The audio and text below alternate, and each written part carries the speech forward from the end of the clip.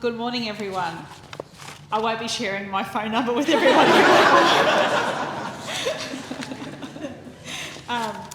Good morning. Can I start by acknowledging the traditional owners of the land on which we gather and pay my respects to elders, past, present and emerging. And I really want to thank Jamali for that wonderful, warm welcome to country. So inspirational and warm and friendly, and yeah, I think he's in the running to be an ambassador for sure. I think he might give Natalie Cook a run for a run.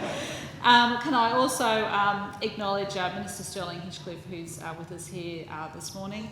And Sterling works tirelessly in his portfolio. He's already been at an event this morning before coming here, and I want to welcome him. And I know he'll be staying for a bit of the morning with everyone. Unfortunately, I have a document I have to read. My Director General Rachel Hunter's here, Paula Robinson, Chair, Queensland Academy of Sport, to Chelsea Ward, Chief Executive Officer of the Queensland Academy of Sport, to Natalie Cook, OAM, Brisbane 2032 Board Director, and of course Olympian, as Liesl was saying. Mr Eddie Betts, Premier, former AFL player for Adelaide and Carlton, and Kate Campbell, OAM Olympian. Our sports athletes, expert coaches, administrators, our friends, one and all. Well, can I thank everyone for being here today? And here we are talking about another step towards 2032.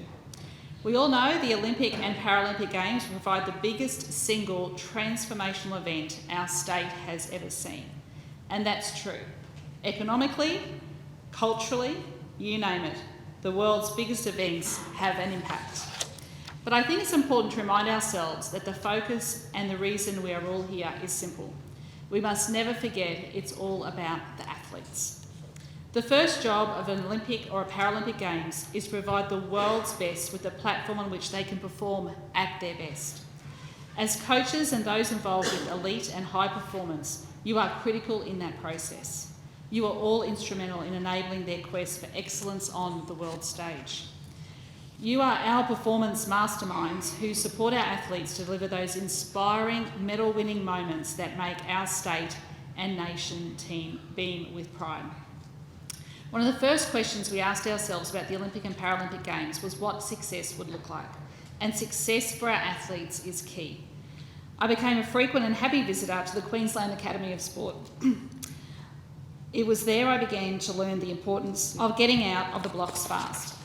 Even before the 2032 bid was won, the QAS and our government were working on a medal-winning master plan. This was a first for Australia. This was all about how we better support our athletes and the Queensland high performance system. A month after winning the bid, we were already executing on that plan through a doubling of our budget to the QAS, which is now at $31 million. I know many of you in this room today fed into our strategy. As Chelsea and Nat often tell me, teamwork makes the dream work. As Premier, I'm very honoured to feel part of that team. While many people want many things from our Olympic and Paralympic Games, our goal must be to encourage and facilitate the best performances from our athletes. Collaborating, learning and innovating sits at the heart of all of that.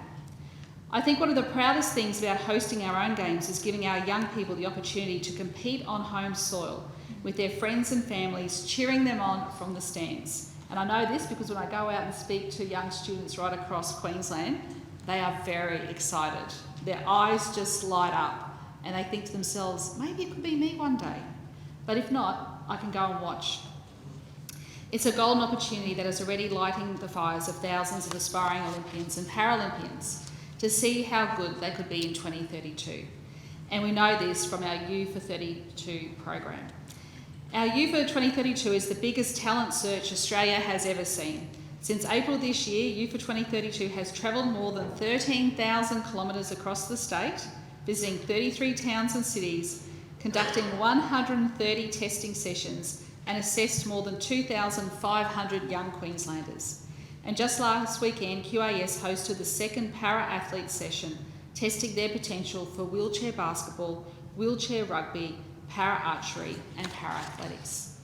Phase 1 of U for 2032 is now finished, seeing 673 children offered a place in Stage 2.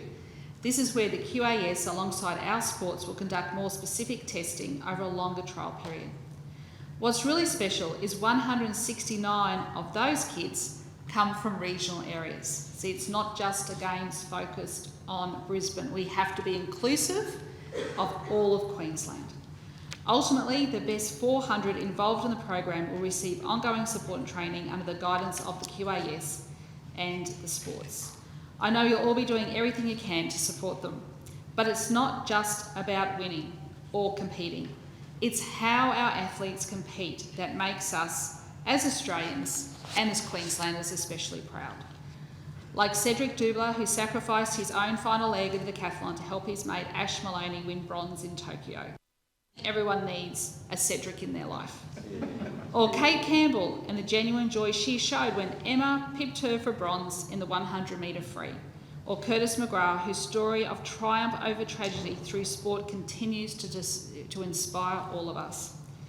There are so many examples, especially at the recent Commonwealth Games, of Aussies winning with tenacity, but equally with humility. The credit for this goes also to them, their families and their coaches. I'm so pleased to see many of you here for this conference to share your experience and expertise. Parents like Ariana Titmus's mum and Ash Barty's dad will share their learnings on raising superhumans as well.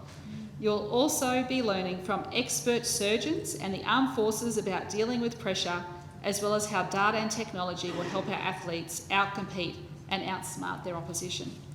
Although Ignite 2032 is about high performance, you should never doubt how everything you do flows through to the rest of our community. IOC members were impressed with Queensland from the beginning, simply by seeing how many people are out walking and exercising in our streets, our pools, our fields and our courts. I would encourage you all to think about how the work you do can reach further into our streets and to our suburbs. Because we know how sport and the participation in sport have the power to transform lives, especially when it comes to mental and physical health. And I can tell you, nothing encourages you to take better care of yourself than spending a lot of time among Olympians and Paralympians. Now, Nat Cook has me doing all kinds of exercise at the moment, and that's a good thing. Sport inspires, and I really encourage everyone to think about legacies that we can leave that include better health and wellbeing outcomes for our young people, for adults to inspire people. It's never too late to get involved in sport and to be fit and active. So in conclusion, all of us here know what a great beacon 2032 is. Millions will discover what a great place we live in. I think our secret's going to be out very soon. Millions will also discover how crazy we are for sport and what it means to pull on the green and gold. But as I told the IOC, they will also discover our greatest asset, our people, including our wonderful Aboriginal and Torres Strait Islander heritage. And I think, we are on a path to treaty in Queensland, but I also do share the Prime Minister's very steadfast views about his path towards reconciliation with recognising our First Nations people in the Constitution and a voice to Parliament, and our government stands with him in that approach. So 2032 is our opportunity to show the world our special Queensland brand of what being Australian means, our optimism, our genuine warmth and friendliness, and how truly bright our future is. Some of that work starts here today to make us all, as the Olympic motto says, faster, higher, stronger, and more importantly, together. I thank you all for the amazing and cutting-edge work you do every day to change the lives of young people. It truly is inspirational.